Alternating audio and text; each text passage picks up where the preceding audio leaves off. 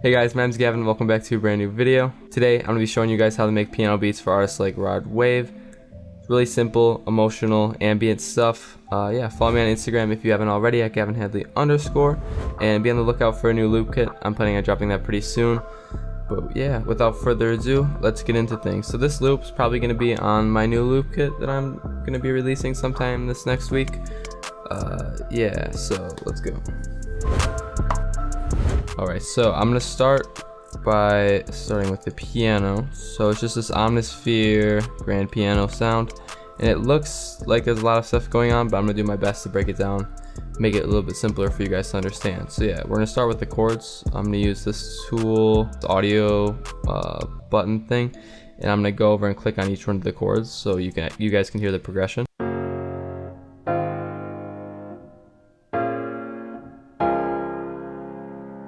Alright, so yeah, that's basically the progression.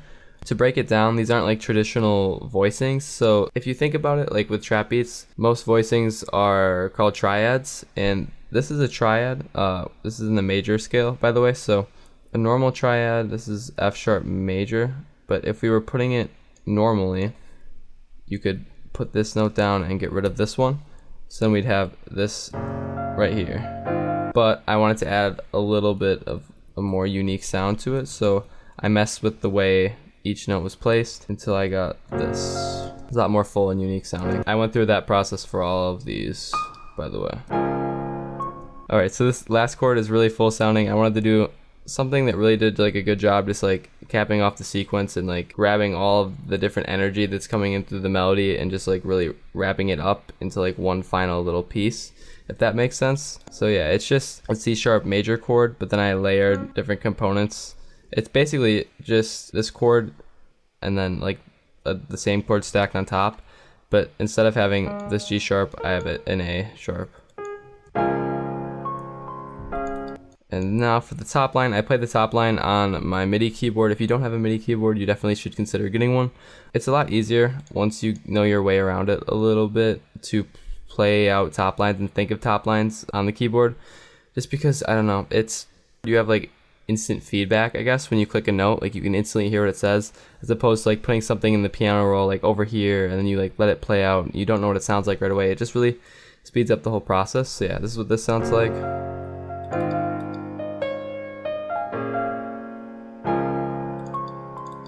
Not just loops. And to make your piano sound a lot more realistic, I recommend strumming. You can do Alt S to strum, and that's good and all. Normally I do that, it's like a bass kind of thing, but then I go in and hold down Alt on my keyboard, which gets rid of the whole snap to grid, and I just move around the notes slightly, for the chords at least, to get them a little bit more off the grid and a little bit more natural sounding. So the strumming tool is nice and all, but like it strums each note or each chord the exact same way. So by going in and just moving stuff off the grid manually, you're able to kind of fix that and make it sound a little bit better. And also messing with velocities. A lot of people just do Alt R, but again, I just don't think that's enough nowadays with piano beats. I feel like if you really want to take it to the next level, you should really experiment with like moving notes individually up and down. And also playing on a MIDI keyboard can help you do that, because you can like control how hard you play a note. So like listen to this. Those are like 3 different velocities right there really easily. So yeah, this is what I did. And also grace notes are really important. Just make sure you don't overdo the grace notes. Okay, so now for effects, I added a little bit of reverb to it. I separated it a little bit, added some more wet to it, and then messed with the dry too. I have a Fruity Wolf compressor, super awesome plugin. All I did was turn up the low file a little bit just to make it sound a little bit more like vinyl sounding. Then I added RC20. Added a little bit of noise, boosted the in-gain knob a tiny bit, distorted it a little bit, moved the width back. That's something you can do to give it a more vinyl sound again. And then I put the gain down a little bit as well. And then I have Isotope Vinyl, really just a trio right now. 3 like tape plugins all back to back to back. But yeah, I had messed with the dust, turned the year down to 1980, and that's about it for that. So now, moving on, I layered the bass notes from this melody with Boo Bass. Boo Bass is a free plugin, or not free, it's a stock plugin in FL Studio. Artists like NBA Youngboy, and I'm pretty sure Rod Wave too, have that on a couple of their tracks. It's like a really signature sound that I'm sure you guys have all heard. This is what that sounds like. And with it.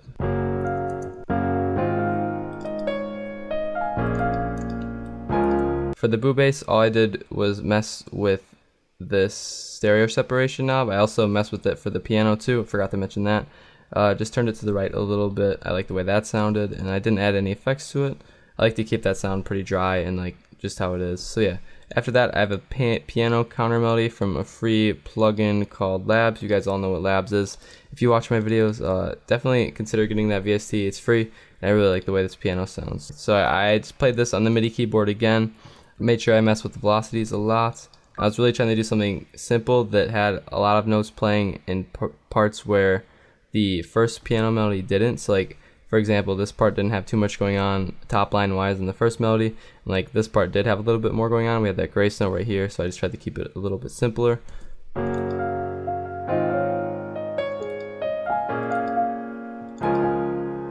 Like, this is a good example of repetition, something you can do to add a little bit more repetition to your loops. Alright, so moving on, now we just have the bass notes here, except like normally the chord progression was like this. It went up and then it went down, but we just moved these notes up here.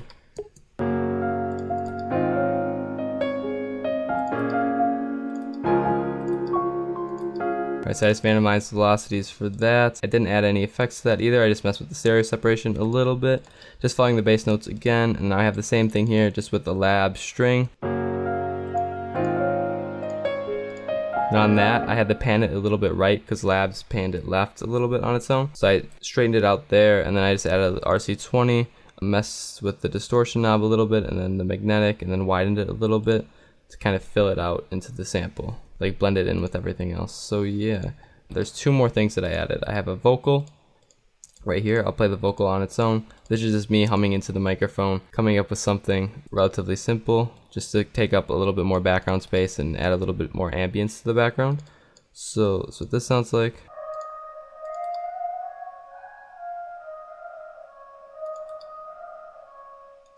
Alright, so originally when I made the sample, I did have a guitar rig on it, which made it sound a little bit more distorted. I can actually play that later on once we get to the final sample down here.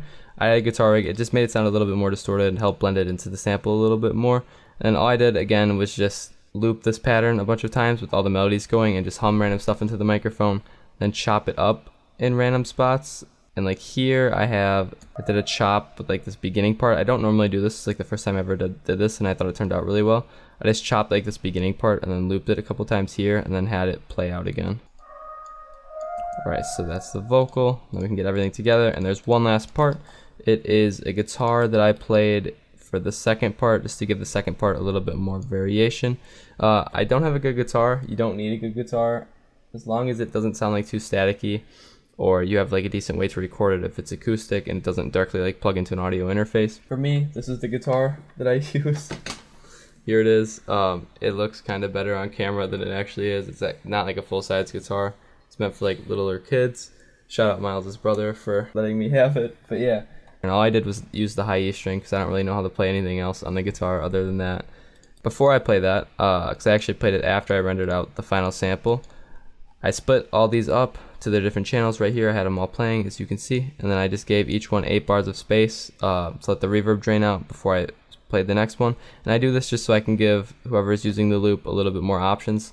When they're chopping it up, they can really just chop up each individual sound and lay it out however they want. They're not limited to just 1 or 2 different ideas. But yeah, each one is just structured out here, as you can see. I rendered everything out, and then I pitched it down to semitones. It doesn't show that, but I did. This is what it sounds like now.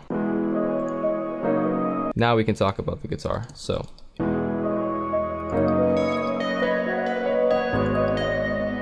just something really simple. Originally I had a little bit more, but I decided to cut it out. Just really wanted to do something simple that didn't take up too much room in the overall melody, because I thought it was pretty full already. And for the effects, all I did was add a guitar rig. The trial's all out now because I run the trial, but it's just oil can echo. Really good preset in guitar rig, and then a reverb. And I just widened or separated it a bunch, added a bunch of wet to it too, to try to tuck it in the background just a little bit. So I added just a little drum pattern to make sure everything was flowing nice. That's something you can do before you export your loops. I do it every now and then, but yeah.